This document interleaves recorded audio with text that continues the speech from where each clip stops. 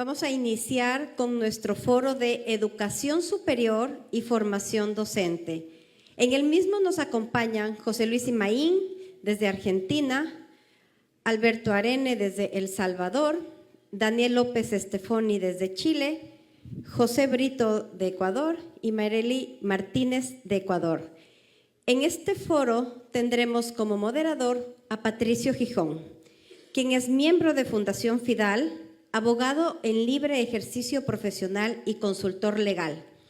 En sus actividades públicas ha ocupado por 2 ocasiones y por elección popular el cargo de concejal de Quito, así como de consejero provincial de Pichincha y de diputado del Congreso Nacional, donde además presidió la Comisión de Fiscalización y Control Político.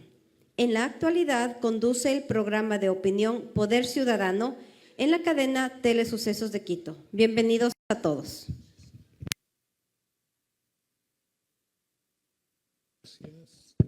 Gracias, Pamela. Buen día a todos.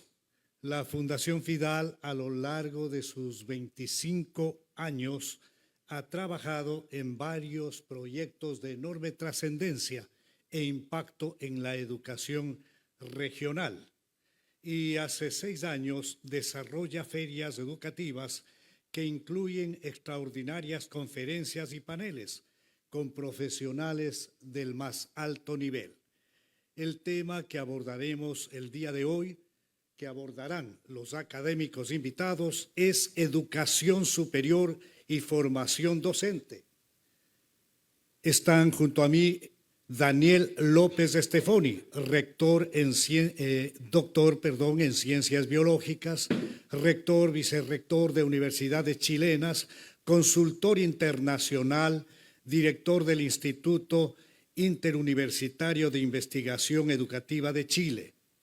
José Luis Imaín, vicedirector del Instituto Técnico de la Universidad Nacional de Tucumán, Argentina.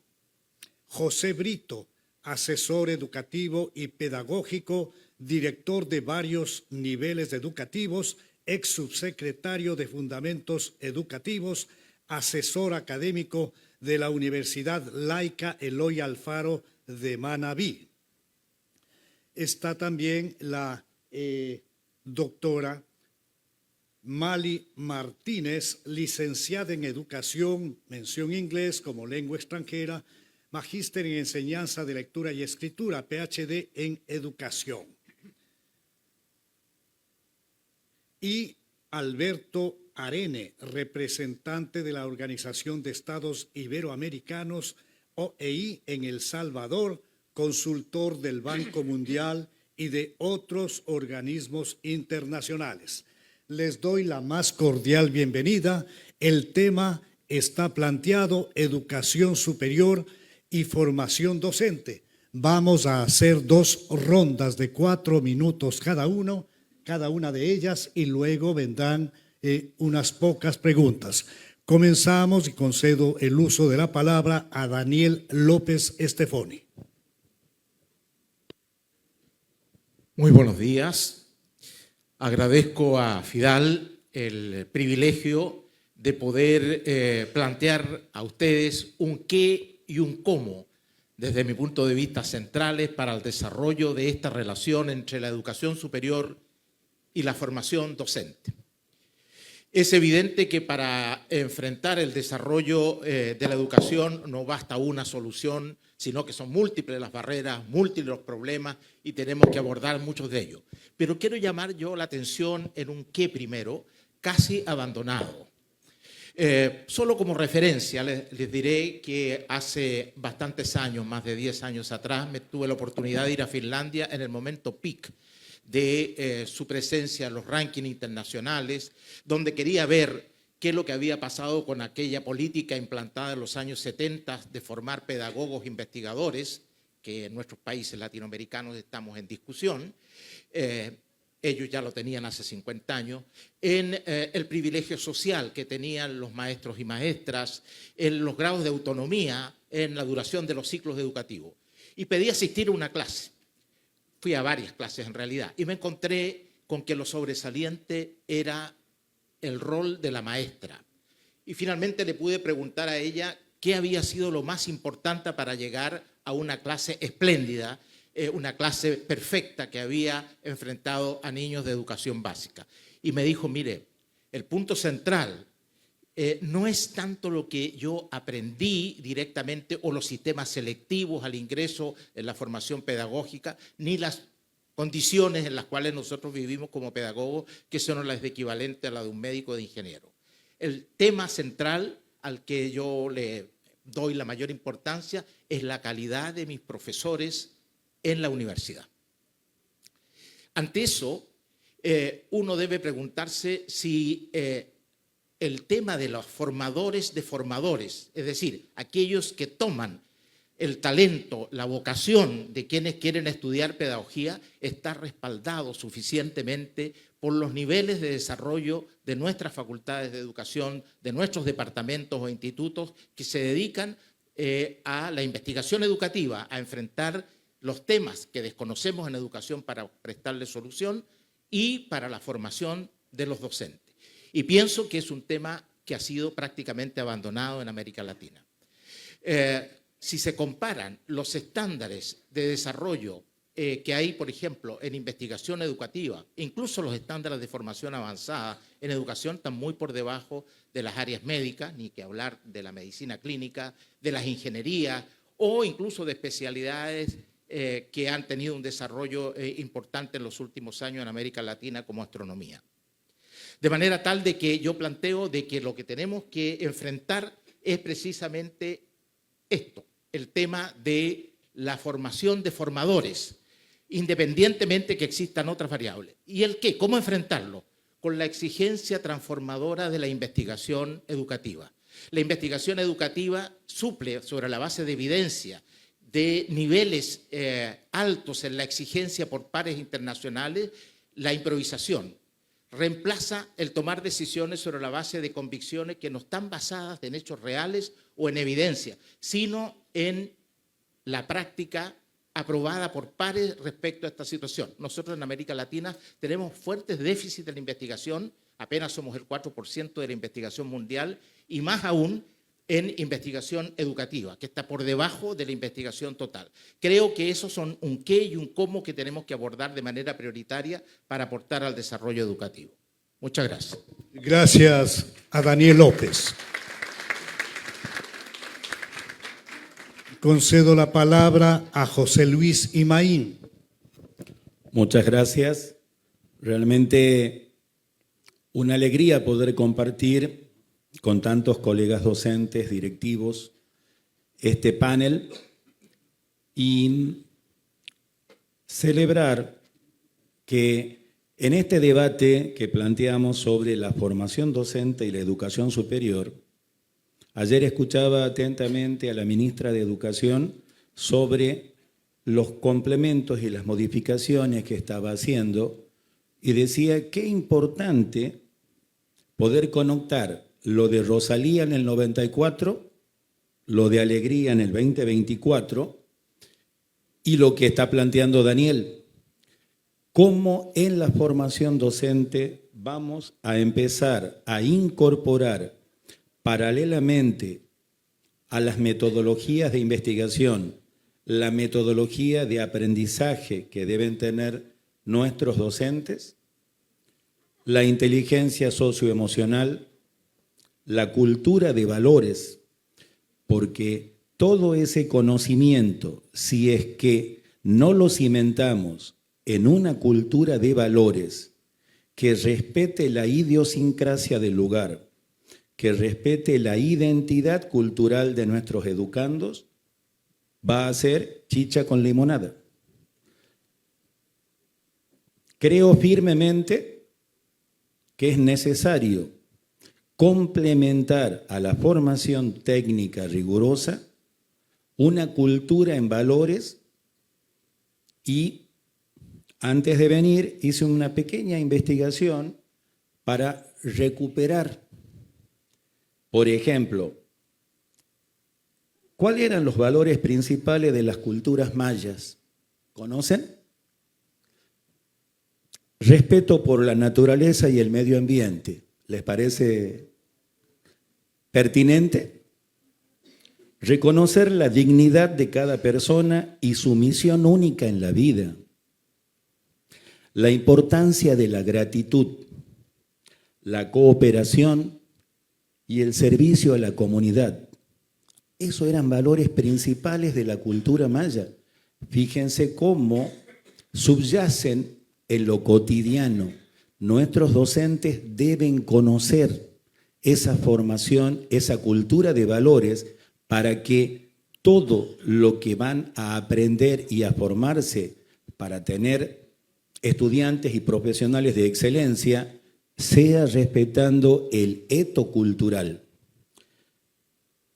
Los valores de la cultura andina, de nuestros incas, la complementariedad, la reciprocidad, la relacionalidad y la correspondencia en la ayuda al otro. Y por último, me iba al otro lado del mundo, a quienes nos legaron en nuestra formación a los griegos, y veía cuáles eran los valores del estoicismo.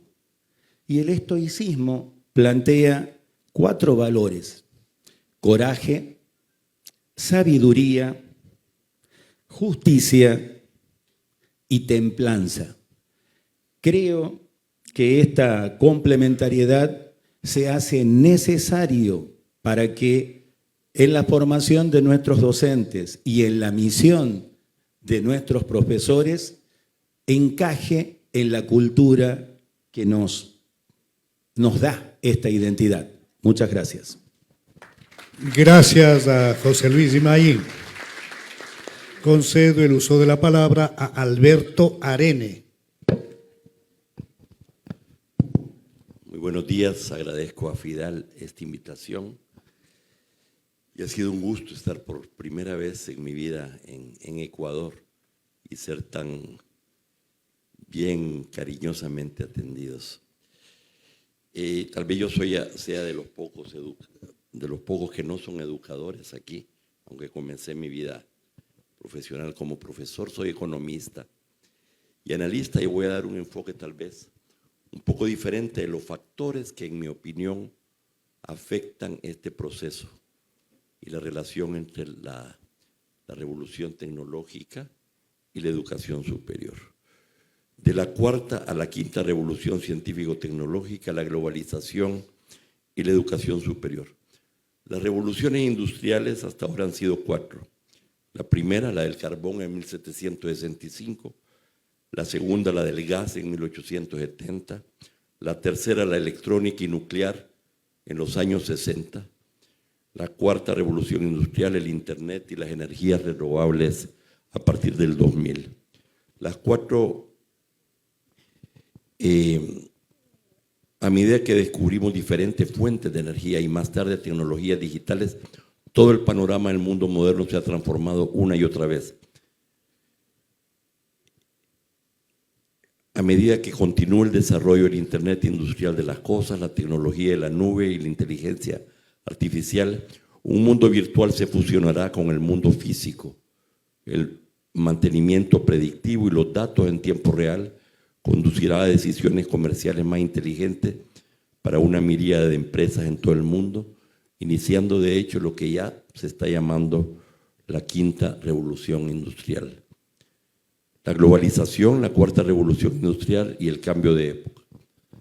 Básicamente estamos viviendo en el mayor periodo tal vez de transformaciones científicos, tecnológicas de la historia de la humanidad, la más diversa, la más profunda, y tenemos un horizonte temporal en que pareciera se continúan desarrollando y además se alimenta todos entre sí. Y esto está estrechamente vinculado a la educación superior, porque es en la educación superior que tiene que ver con toda la ciencia, la relación con toda la ciencia. El gran problema, Marx, por cierto, que fue un gran pensador, que se dedicó a estudiar el capitalismo, no el socialismo como muchos creen, aunque esa era su aspiración. Decía que el motor de la historia era la lucha de clases.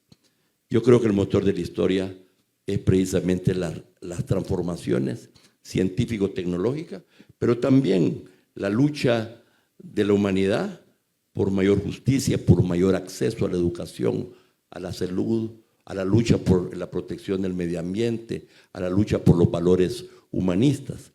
Ambos aspectos son fundamentales en la transformación del mundo. Pero también decía Marx que no es posible el cambio de un modo de producción a otro, es decir, del esclavismo al feudalismo, del feudalismo al capitalismo, eventualmente a un socialismo, si las relaciones sociales de producción son un obstáculo al desarrollo de la fuerza productiva, ¿verdad? Y las revoluciones, las transformaciones de los modos de producción se producen solamente cuando una nueva ola de transformaciones científico-tecnológicas aplicados además a la producción entra en contraste con esas relaciones arcaicas. Esto ha sido ignorado, por cierto, por las llamadas vanguardias revolucionarias y las tendencias comunistas del siglo XXI, del siglo XX. Prohibido estudiar esta tesis de Marx. Comprobado, no se estudia en ningún lado. Esto tiene grandes implicaciones. Es decir, hay desarrollo del capitalismo para rato. La única discusión es si es un capitalismo más moderno, con contrapesos institucionales, con mayor acceso a los beneficios de este sistema. ¿Cuál es el problema, a mi juicio, central en esta relación entre educación superior? Es que esto no se desarrolla en un vacío. Esto tiene que ver con las estructuras políticas, con las estructuras sociales, con la capacidad de liderazgo político y social en los países. El gran problema es que entramos al mundo de esta profunda revolución científico-tecnológica sostenidamente desde los 60, 70 y luego a la globalización, porque precisamente la fuerza de las empresas se planteaban la necesidad de mejorar su rentabilidad, sobre todo reaccionando al estado de bienestar en Europa, el New Deal en Estados Unidos, y para eso necesitaban quitarse mayores regulaciones, poder tener libre circulación de capitales y sobre todo exportar las plataformas industriales a países de la periferia del sistema, donde era intensivo en mano de obra, menos regulaciones ambientales, etc. Gracias. Y ahí se produce, solo déme porque este es un tema muy, por supuesto, y estoy terminando esta primera parte.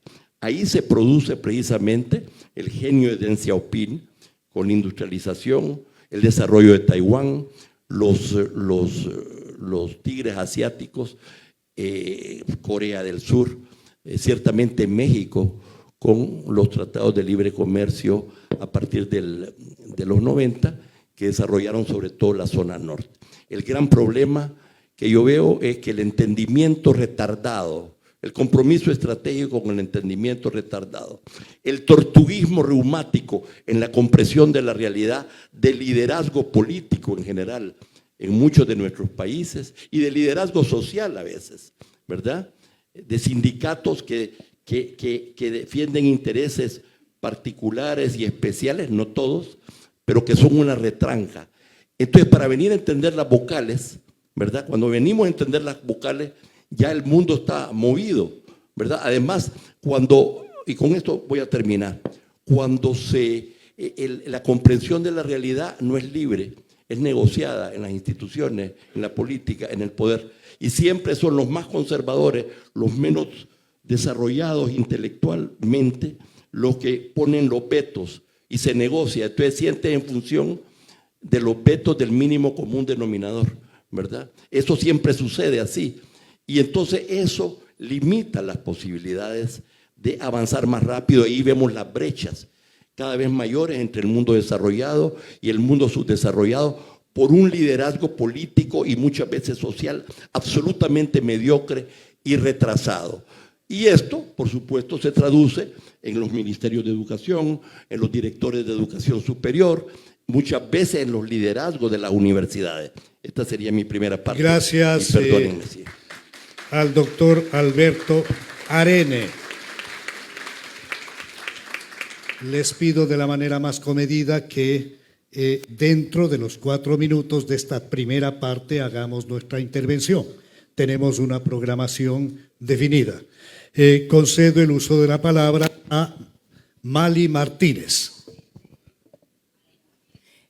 Bueno, buenos días. De verdad que para mí es un honor estar aquí, ¿no?, acompañada de este gran panel, para reflexionar un poco, ¿no?, sobre estos temas de formación docente. Es algo que nos apasiona, especialmente a la Universidad Nacional de Educación. Nosotros en los últimos 10 años, 9 años y algo, hemos estado trabajando arduamente para concretizar todo lo que nuestros panelistas han planteado hasta ahora. Yo creo que esta primera intervención yo quiero dirigirla a 2 cosas, un poco más a la práctica docente. Nosotros como formadores docentes, o sea, formadores de profesionales que van a ir más adelante a las aulas, hemos trabajado en un modelo educativo pedagógico que nos va a permitir desarrollar las competencias de los docentes para que puedan atender espacios inclusivos, interculturales, para que puedan también desarrollar la investigación en sus contextos reales. Nosotros desde el 3er, 4º semestre estamos tomando a nuestros estudiantes y los llevamos a la escuela. Los enseñamos a observar, a ver cómo suceden las dinámicas educativas, a que observen al docente y que en base a todas esas observaciones empiecen a crear intervenciones que impliquen un cambio real en el aula. Nosotros creemos fielmente, firmemente, que darle al estudiante la posibilidad de que experimente la práctica y teorice y practique la teoría es una forma de que ellos abran los ojos. También, no solamente en lo teórico, yo digo que la formación disciplinar es muy importante. Nuestros docentes tienen que saber qué es lo que van a enseñar, pero también la formación humana. Nosotros queremos docentes que sean empáticos, que sean humanistas, que se pongan en los zapatos de sus estudiantes. Yo personalmente soy profesora de inglés, formadora de profesores de inglés por los últimos 16 años, y yo me encargo de que mis estudiantes creen oportunidades para aprender.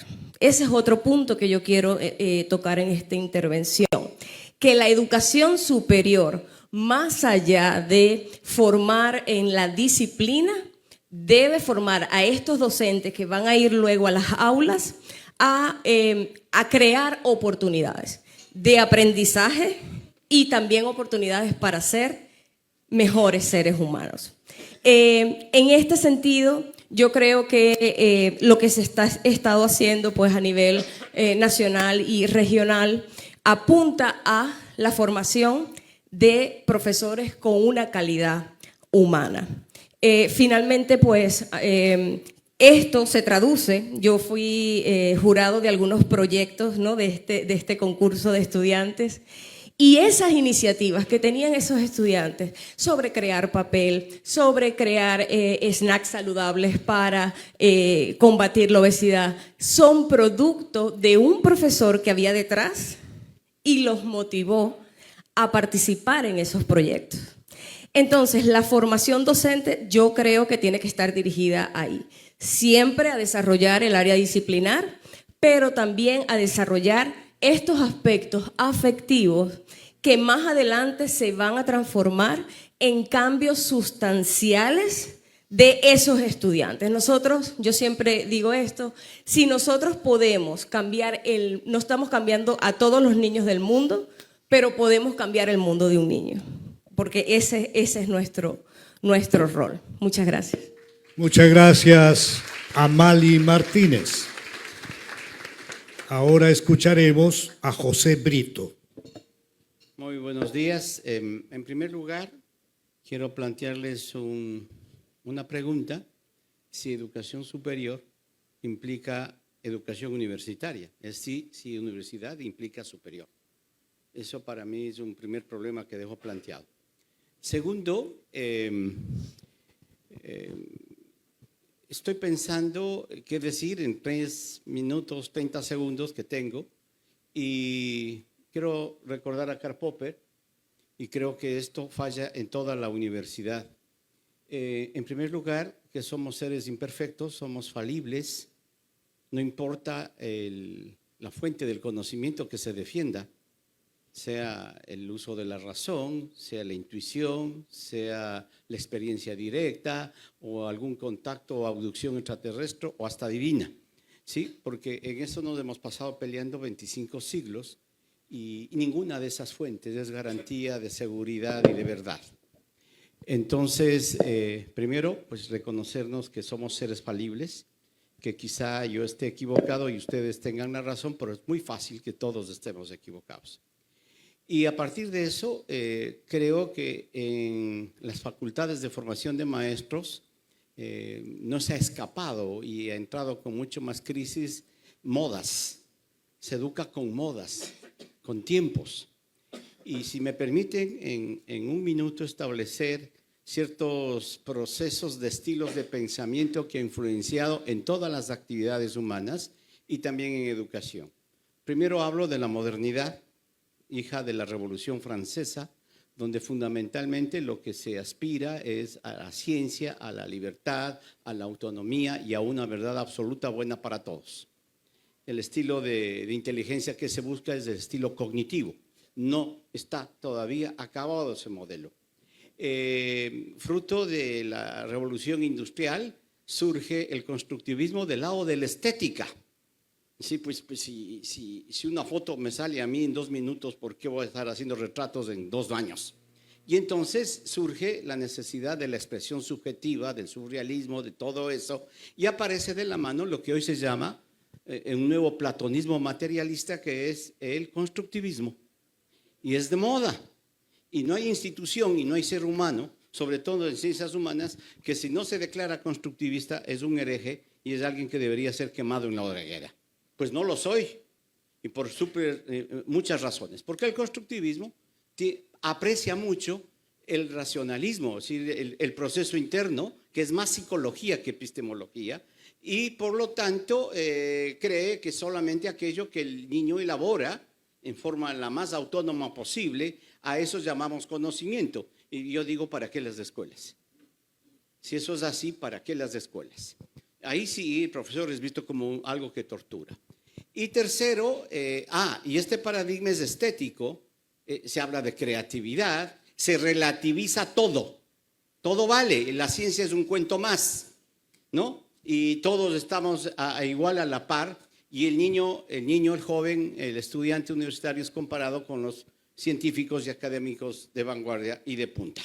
Ese es el que estamos viviendo y así se forman a los profesores. En una ambigüedad tremenda, porque la educación que reciben los estudiantes en las facultades de ciencia de la educación es de la usanza de la educación tradicional, pero te dicen que trabajes con una educación donde el niño es igual, donde hay que hacer, hay que tocar, está muy afianzado en la experiencia directa, en el aprendizaje natural, cuando lo que se debería enseñar, de acuerdo con Daniel, es la ciencia dura, y eso cuesta. Eso no está inscrito en las montañas, ni en los valles, ni en la naturaleza. Es una creación humana de tipo lingüística muy sofisticada, y ese implica otro tipo de aprendizaje. No es el mismo que utilizamos para contactarnos con el mundo real, mundo natural. Es otro, es simbólico, es lingüístico. Y si no damos las herramientas y si no damos los instrumentos para eso, pues vivimos como a principios de la creación de tanto conocimiento que tiene la especie humana. Termino. Deberíamos avanzar un poquito más hacia una pedagogía, hacia una formación de profesores de tipo ultramoderna, donde lo cognitivo unido con lo estético también y combinado con la ética. Eso es una educación integral, y ahí vienen sujetados a eso lo que se llaman competencias. No es el cambio de nombre de un objetivo, que antes se llamaban objetivos, ahora llamarle competencia. La competencia no recibe taxonomías, no se la puede dividir porque es integral por definición. Y lo que nos han vendido en el Ministerio de Educación como competencias no lo son. No es cambiar de una destreza, no es cambiar de un objetivo operativo a una teleología que implica educación integral. Entonces, yo veo que las facultades de la educación están ancladas a dos momentos de estilo de pensamiento, tanto el tradicional como el activista, el constructivista, que epistemológicamente son el agua y el aceite, pero metodológicamente son siameses. Creer que porque el niño toca, hace algo, aprende. Sí, aprende al nivel de percepción, al nivel de epifenómenos, pero no hay auténticamente la elaboración de conocimiento científico. Gracias, José.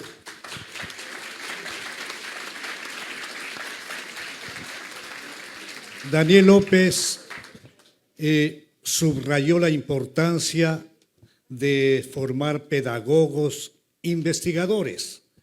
Él nos habla de lo sobresaliente del rol del maestro y hay que fortalecer la formación de los formadores, nos ha dicho Daniel. Ahora tiene 4 minutos más para concluir con su ponencia. Esta es una oportunidad también para decir cosas concretas, ¿eh? Y he elegido una en particular. Me costó mucho buscar algo que respalde lo que estamos haciendo. En el mundo existe una cantidad de conocimiento enorme, particularmente también en el ámbito educativo, pero la mayor parte de ese conocimiento está escrito en inglés. Está escrito en gráficos, con estadísticas, que están hechas para pares. El conocimiento de la investigación educativa se hace para pares, aquel que va a entender o que me va a criticar o que va a aceptar el trabajo que se escribe en alguna revista de alto nivel. Fíjense ustedes que en los sistemas indexados internacionales hay más de 27.000 revistas, 28.000 en el mundo. Ecuador, leía en El Expreso hace un año atrás, leo siempre El Expreso, para incluso ver las crónicas de algunos amigos acá, y alguien decía, mira, la tarea pendiente de Ecuador es tener alguna revista, porque tenemos 7. De esas 27.907 son ecuatorianas, ninguna en educación. Y hay un conocimiento acumulado enorme. ¿Cómo llega ese conocimiento entonces a los docentes, a los directores de colegio, a los parlamentarios que toman decisiones de política educativa, a los ministros de educación y a sus asesores?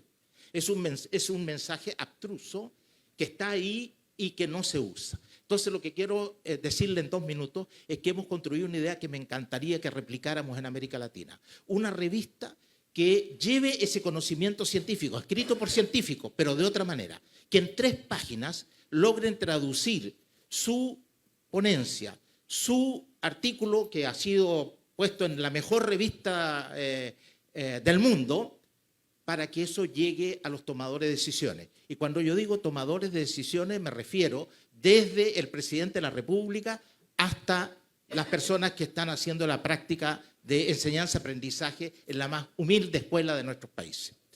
Nosotros hemos creado una revista para eso. Y a los científicos les ha costado mucho escribir esas 3 páginas. Ellos escriben 20 páginas en un lenguaje muy complejo, haciendo análisis muy difíciles, pero le cuesta llegar y decir, mire, lo que yo descubrí es esto. Este es el conocimiento que existe sobre tal tema. Y que llegue eso. Hemos distribuido entonces este tipo de revista que se llama Evidencia Educativa, porque es evidencia, no es creencia, no es activismo, no es lo que yo pienso que debería ser, sino lo que hemos investigado y que ha sido aceptado por pares, porque esa es la lógica de la investigación. Que haya un par que me critique y que me acepte y que diga, mire, esto es aceptable conforme a cierto tipo de estándares. Bueno, esta revista llega a estos 6.000 tomadores de decisiones y por lo tanto lo que estamos tratando de hacer es que la investigación educativa llegue a todos. Llegue incluso a los procesos de enseñanza-aprendizaje.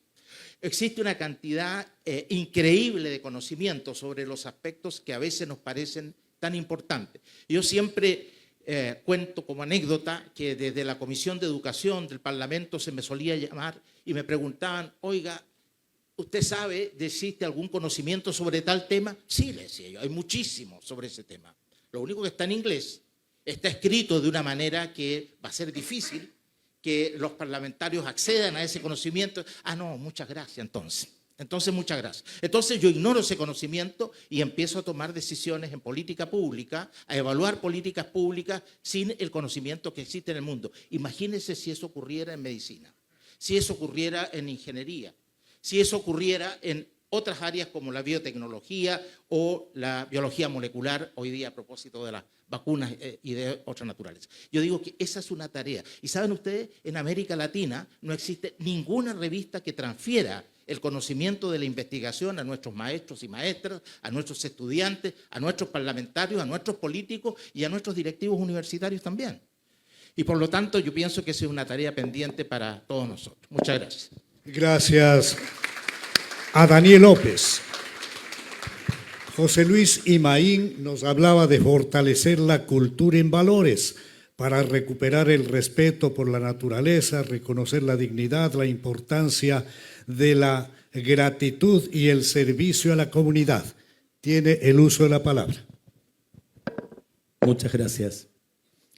Ayer cuando Rosalía comentaba de mi participación, también planteaba otro rol, o sea, no tan solo el rol académico, sino el rol de sindicalista de la docencia universitaria. En la formación docente es necesario que introduzcamos cuáles son los nuevos modelos de liderazgo, los nuevos modelos de pensamiento y cómo vamos a generar en nuestros estudiantes el hambre por la vocación de servicio, el hambre por querer transformar el suelo que me cobija, el hambre por poder interpretar la realidad desde un pensamiento universitario y coadyuvar a la sociedad a transformarla. Esto que señala Daniel es una tarea pendiente y quizás sea bajo el lema de Educomunidad, el marco que necesitamos para propiciar e impulsar una editorial, una revista en esa naturaleza. Y cuando hablo de esta doble función de dirigente sindical y académico, también hablo en lo que señalaba Pepe en cuanto a teoría y práctica como dos caras de una misma moneda, donde se da la poiesis, la idea creativa, la idea creadora.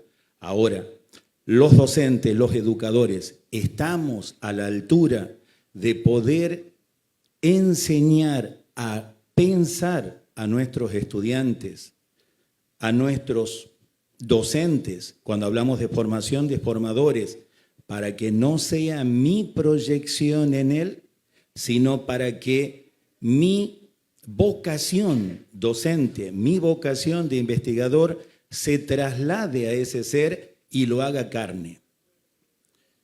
Cuando leía el libro Descubriendo al filósofo interior, que planteaba un debate maravilloso entre Daisaku Ikeda y Lou Marinoff, cuando Ikeda planteaba desde la creación de la universidad que plantean sobre una profunda escuela de valores y luego el complemento técnico, Marinoff le decía, pero Daisaku, con todo lo que está haciendo, ¿usted dice que su obra no tiene mérito? Y él decía, no, porque yo lo que pretendo es concretar el sueño de mi maestro. Entonces decía yo, bueno, ¿quién fue el maestro de Daisaku Ikeda? Voy a ver al maestro de Daisaku Ikeda, decía lo mismo. Y cuando voy a buscar quién fue el maestro del maestro de Ikeda, me doy con el señor Tsunaburo Makiguchi. Y pude conectar 80 años de pensamiento en el Japón para educar para una vida creativa. Y planteaba en ese contexto, ¿somos capaces de tener la humildad para ir a nuevos escenarios de aprendizaje y hacer la conexión de el verdadero rol que significa ser maestro para ayudar a transformar una vida y transformar una sociedad, dejo este cuestionamiento para la próxima ronda. Muchas gracias.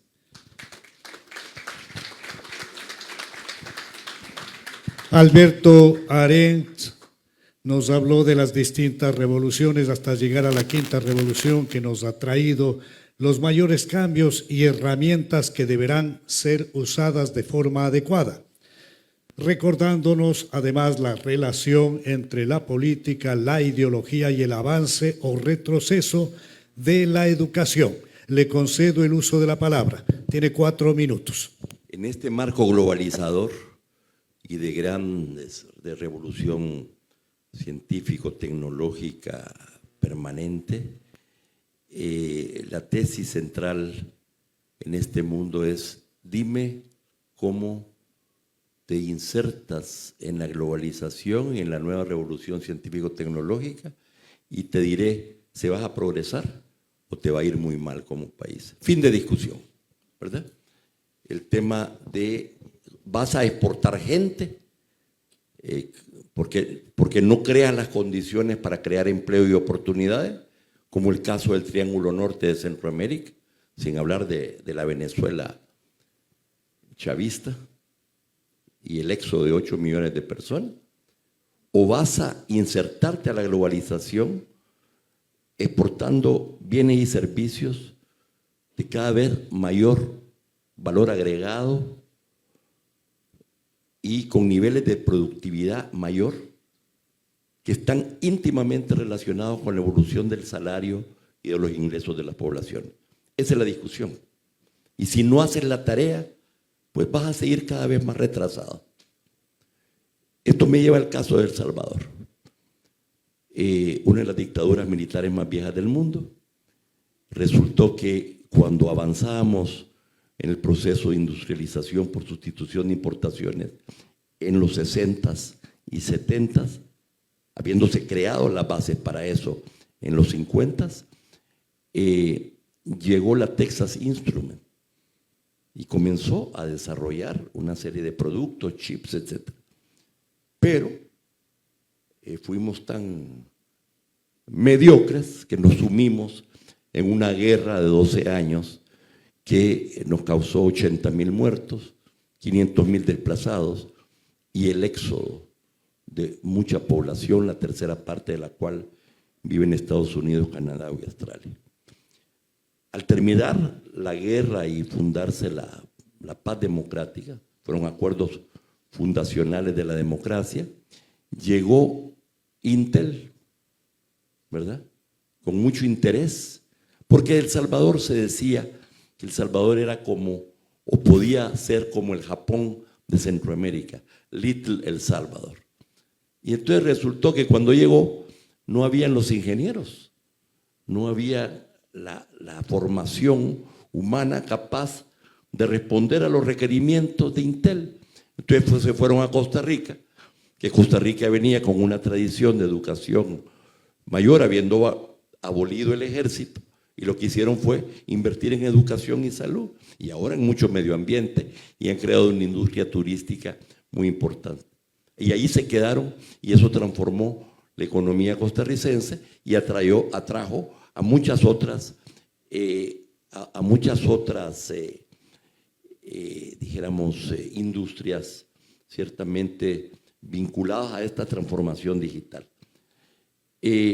Cuando yo fui presidente de CEPA, Comisión Ejecutiva Portuaria Autónoma, encargada de puertos, aeropuertos, ferrocarril, yo constaté que en general el Estado no tenía mucho que decir cuando se trataba de ser contraparte de grandes empresas navieras, de ferrocarriles, ¿verdad?, de aeropuertos, etc. Es en el gran sector privado que estaban las innovaciones. Y entonces el Estado y la institución no estaba lista para ser contraparte. Por supuesto, aprendíamos en el camino. Pero la diferencia de antes y ahora es que yo creo que las iniciativas privadas y de jóvenes, como veíamos ayer esos jóvenes brillantes, que me impactaron, pasan a veces al margen del Estado, ¿verdad? Como que a la gente le vale el Estado porque el Estado no responde. Entonces, pareciera que ahora hay posibilidades de desarrollarse muchas veces al margen del Estado y avanzar. No es lo recomendable, porque ahí hay una contradicción muy grande. Termino con esto. Un buen amigo mío, el doctor Francisco Mayorga, que tuvo 10 años de director de Nicaragua y de Centroamérica en el BID, tiene una maestría, un PhD en Yale University, que es muy inquieto, estudioso. Le pidieron que fuera rector de la Universidad Privada de Cochabamba y se fue y hizo un experimento muy interesante, que fue estudiar el estado del arte de todos los cursos de las carreras para actualizar la currícula, ¿no? Y además le metió inteligencia artificial a los estudiantes, a los profesores, y los estudiantes comenzaron a desafiar a los profesores y en muchas cosas los superaron porque no se actualizaba. Creó la red iberoamericana de inteligencia de las universidades, de red iberoamericana creo que se llama, no estoy seguro, o latinoamericana, de universidades e inteligencia artificial. Y ahora yo estoy hablando ya con el secretario general de la OEI para que miren la experiencia de Francisco. Quiero llevar, lo voy a llevar a El Salvador para reunirnos con el ministro de Educación, el director de Educación Superior y los rectores de todas las universidades del país, así como quiero llevar a ese profesor de Corea del Sur que está allá, que nos impresionó ayer, ya lo quiero reclutar a ver si se deja para llevarlo. Y creo que esta movilidad de las experiencias exitosas, ¿verdad? Muchas veces ojalá que con apoyo del Estado, pero si no, creo que se puede hacer, ¿verdad? Y esta reducción de estas brechas y estas lentitudes en el pensamiento, como digo, de los funcionarios públicos, ¿verdad? A veces de líderes sindicales que por defender sus intereses, sus pequeños feudos, limitan a las sociedades al progreso. Gracias a usted.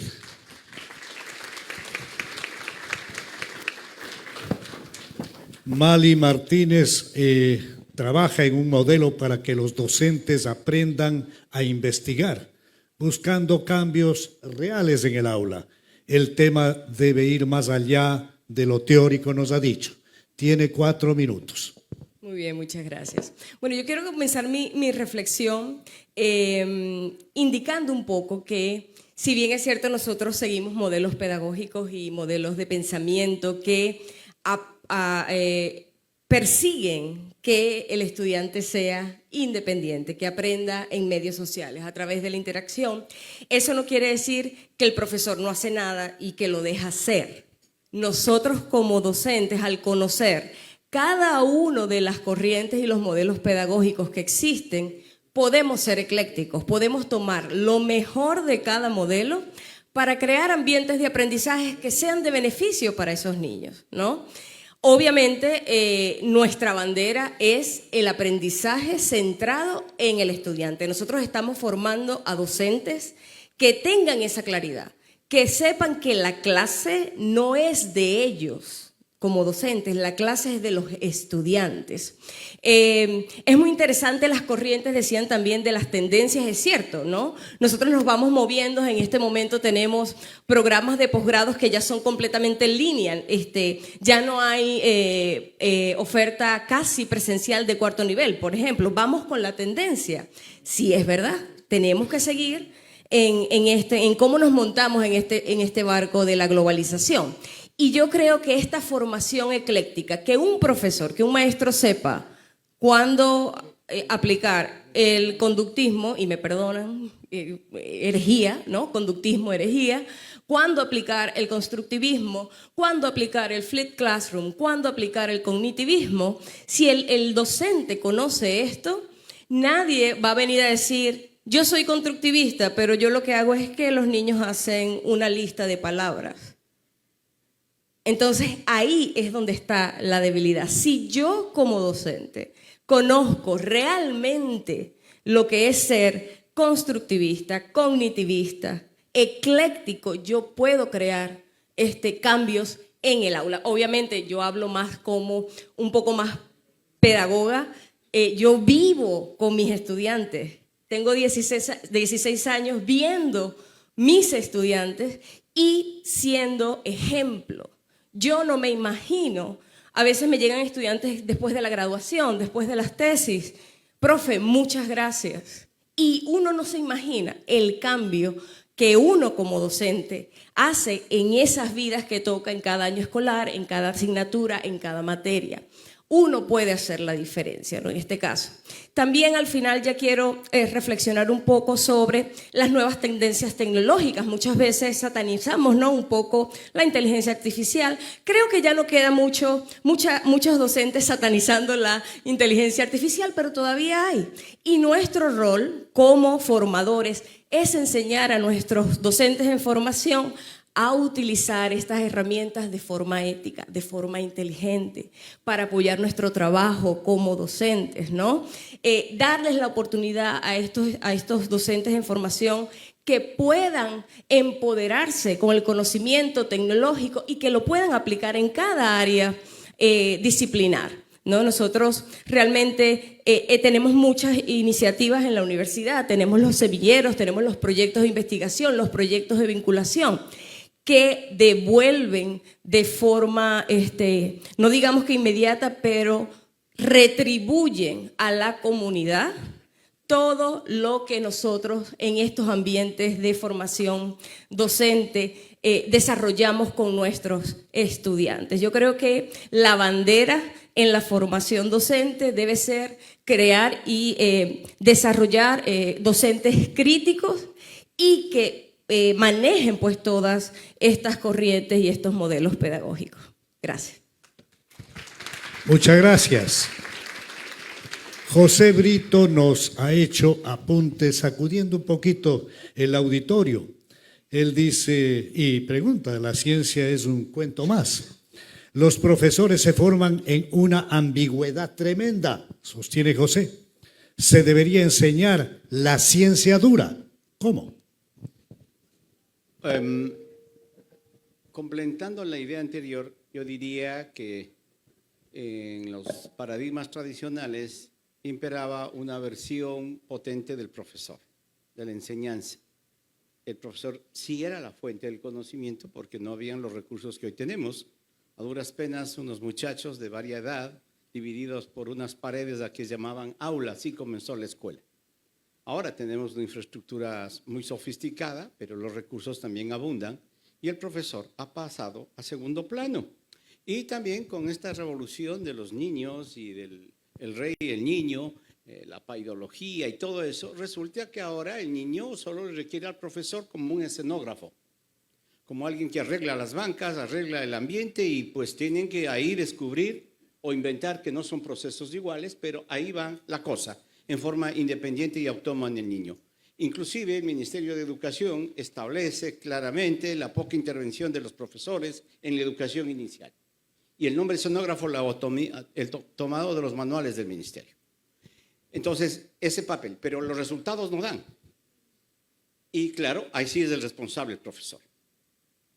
Hemos pasado a un paradigma del aprendizaje.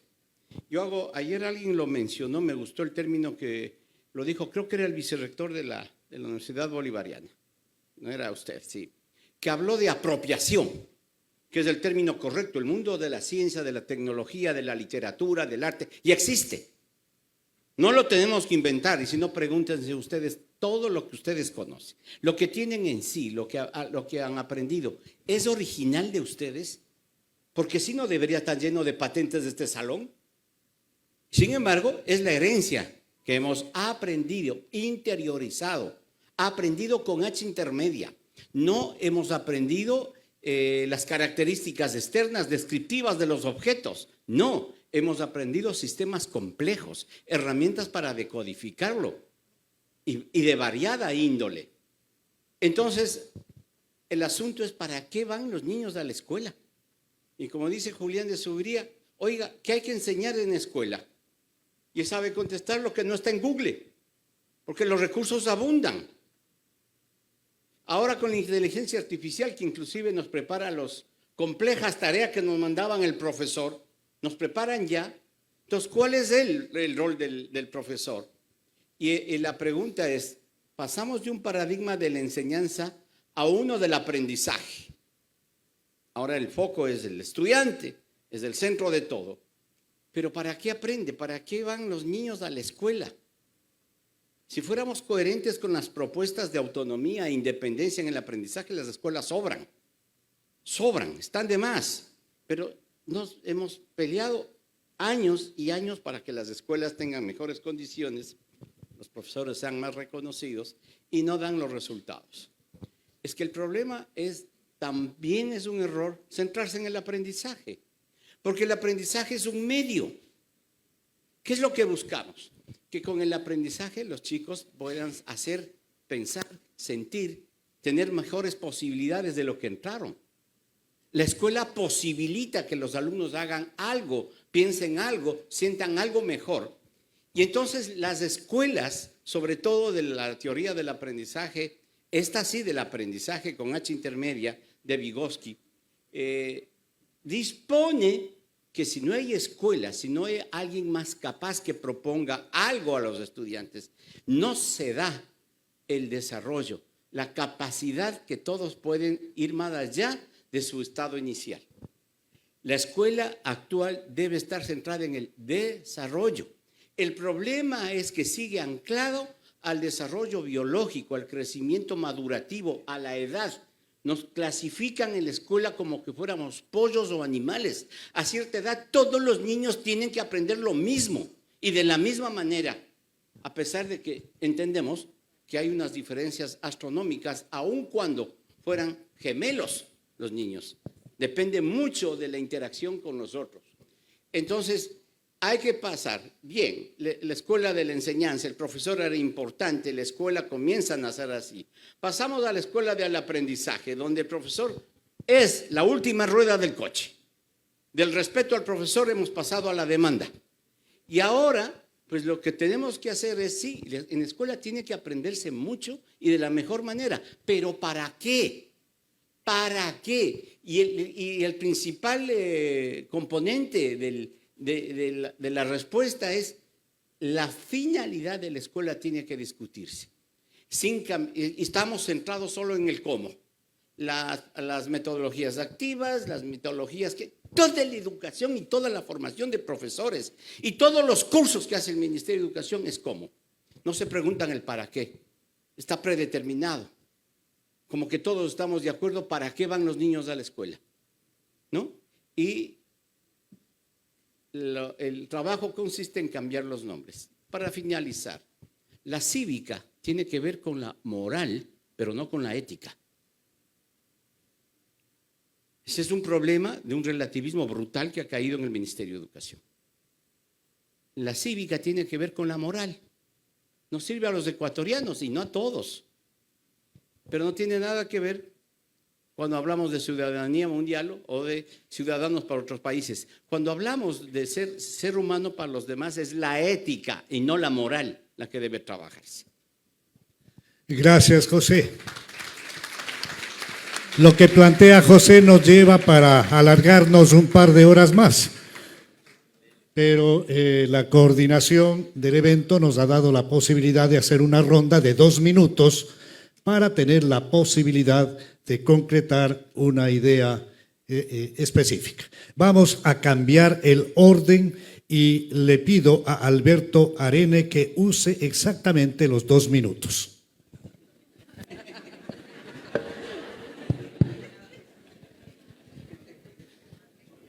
Estoy señalado yo. Bueno, eventos como este, ¿verdad? Donde conocemos a tanta gente diversa y aprendemos. Yo he aprendido mucho acá.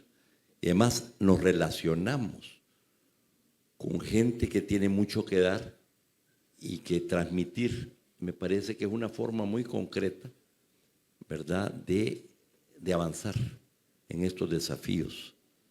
Es increíble el efecto que puede tener diverso la organización, un evento como este. Es una cosa muy concreta. Creo que la movilidad de profesores, de investigadores, los que tienen las mejores prácticas, los que están en el estado del arte del conocimiento, en diferentes ramas de la ciencia, de la tecnología, puede tener una labor de cuestionamiento constructivo, un efecto disruptivo para provocar el cambio en otras comunidades o en otras instancias que se han quedado retrasados o que están en la zona de confort, ¿verdad? El problema es que hay mucha zona de confort en muchas universidades, en profesores, ciertamente en los políticos, ¿verdad? Que aparte de algunas excepciones, se confirma la regla. A mí me dio mucho gusto ir a la ministra de Educación ayer. Y también cuando uno ya llega a estas edades, ¿verdad? Que ha reflexionado tanto, se da cuenta que debe de retomar las cosas básicas también. No son los grandes temas del estado del arte del conocimiento y la última tecnología, sino los temas que se tocaron ayer, ¿verdad? De la decencia, de la solidaridad, del humanismo, de la conciencia por el medio ambiente, la empatía, la conexión de unos con otros, el conocimiento de las personas, pero también de su entorno.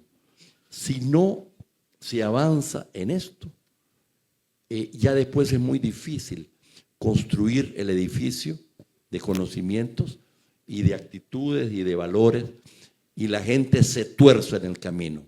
Además vienen los narcotraficantes y todas las barbaridades que estamos viviendo en pleno siglo XXI, y estas guerras terribles, ¿verdad?, que nos azotan en esta época. Gracias. Muchas gracias.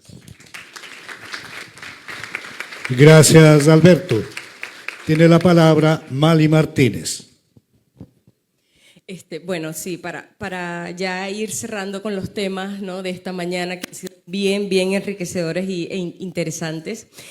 Yo quiero saber, ¿quiénes son maestros acá? Maestros de escuela, básica, inicial, superior, maestros. Muy bien, muy bien. Fíjense algo, yo creo que para cerrar esta intervención yo quiero basarme en dos cosas.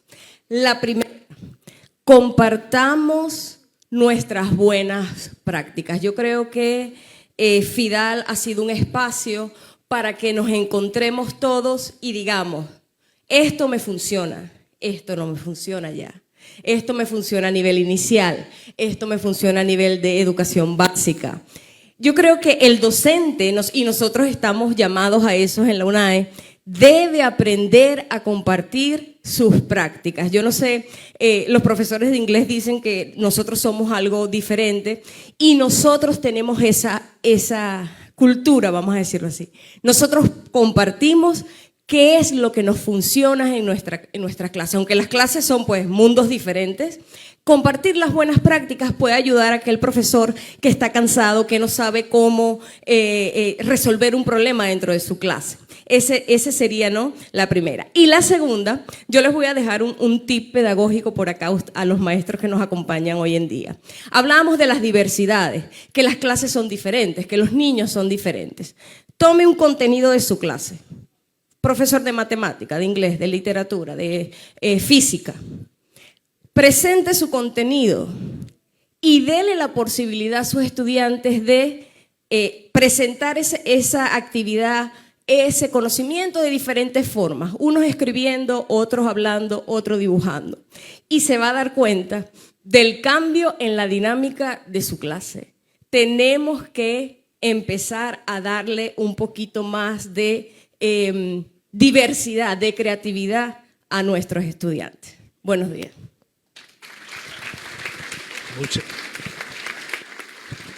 Muchas gracias. Muchas gracias, Amali Martínez. Tiene la palabra José Brito.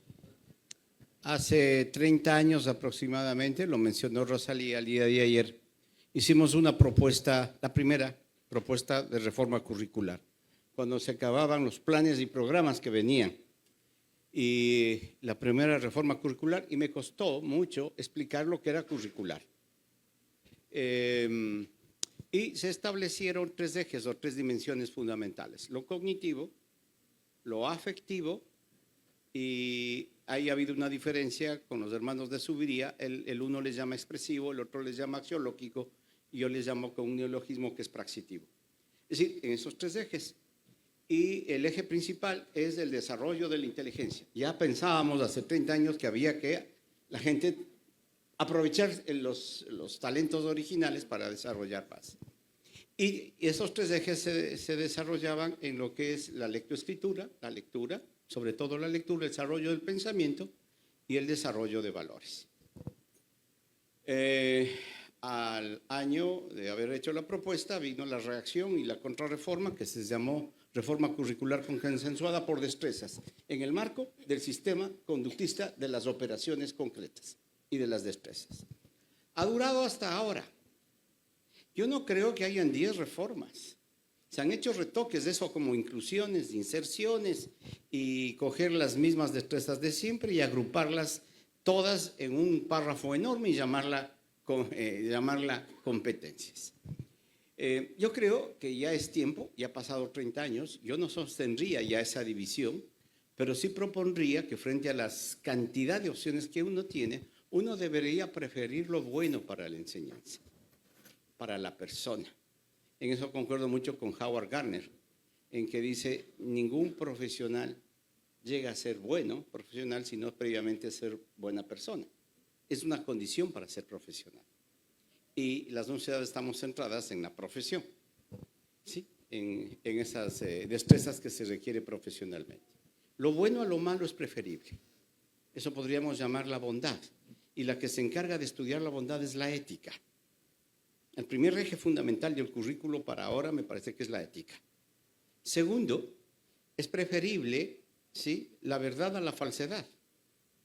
Y entonces, por consiguiente, el conocimiento que nos favorece más, una explicación más acorde con la realidad, es la ciencia. Es criticado. Cualquier persona puede entrar en un proceso de crítica. Y tercero, es preferible lo bello a lo feo.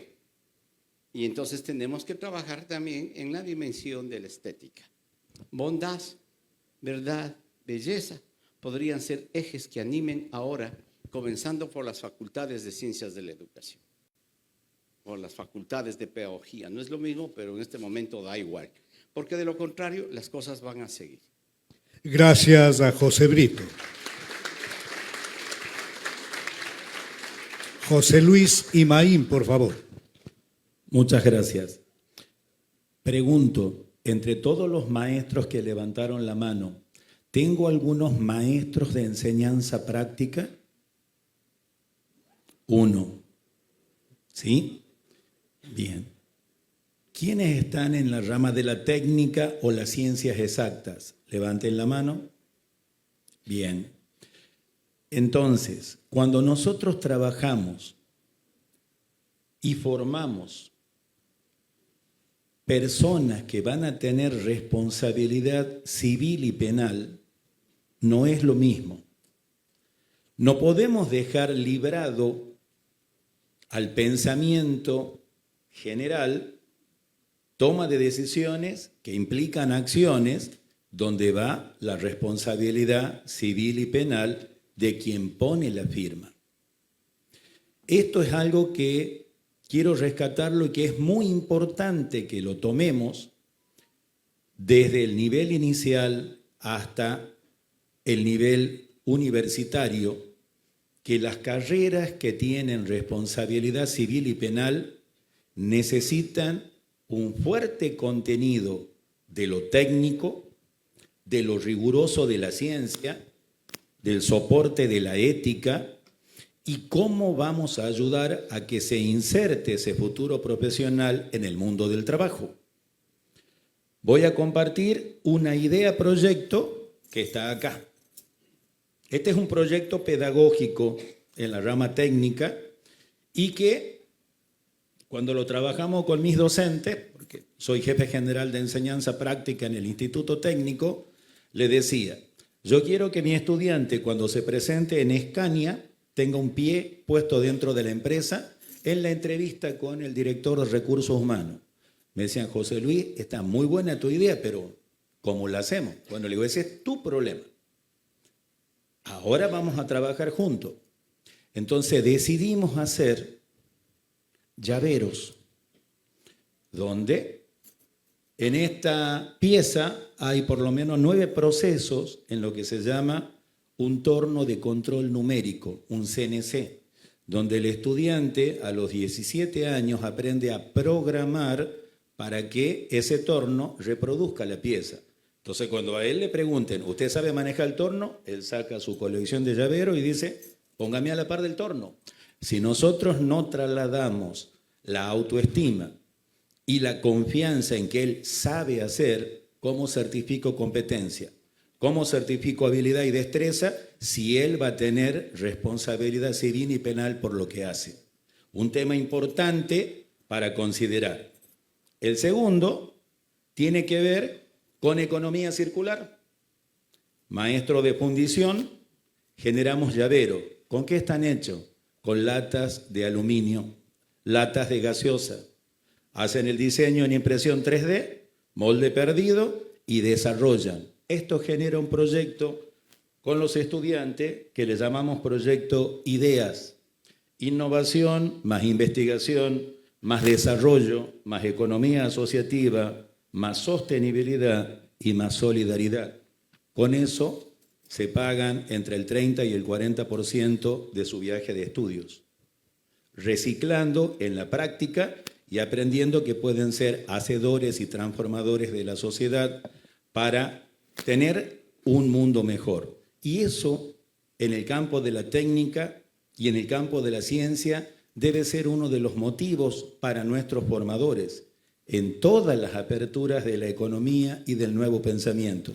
Y por último, cuando le pregunto a mis docentes, ¿qué libro has leído en el último mes? Se agarran la cabeza.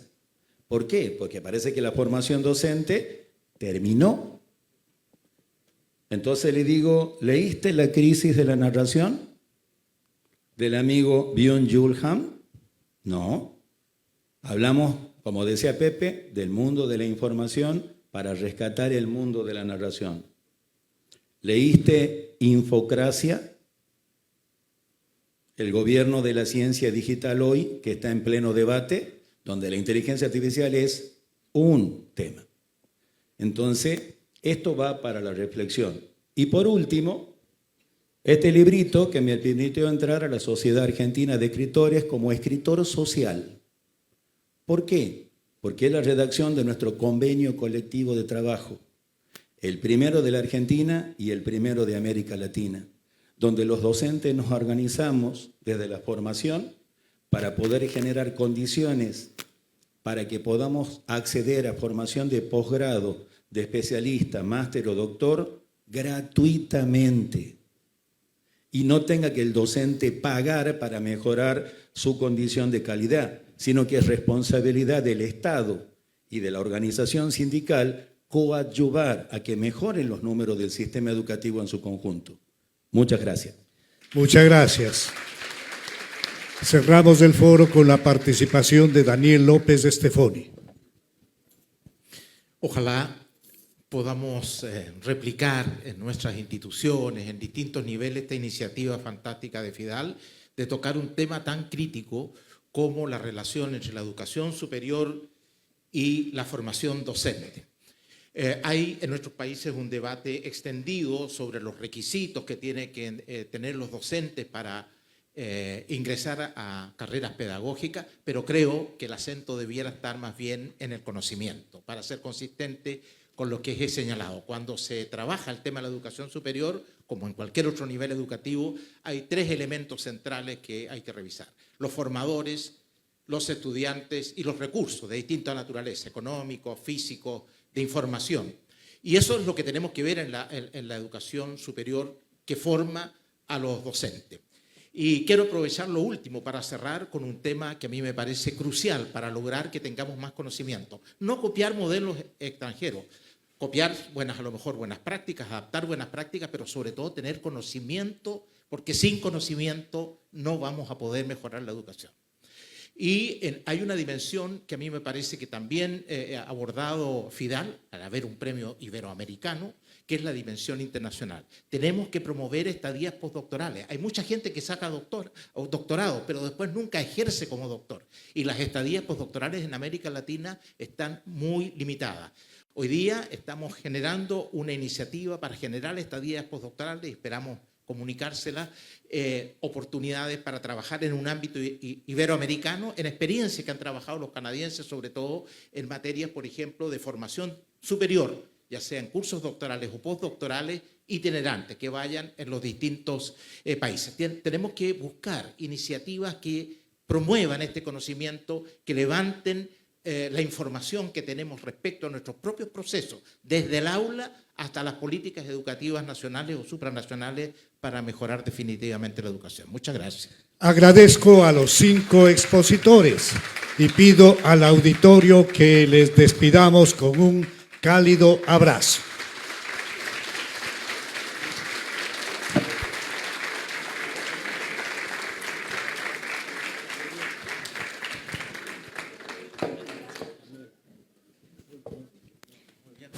Muchas gracias por acompañarnos en este primer panel del día.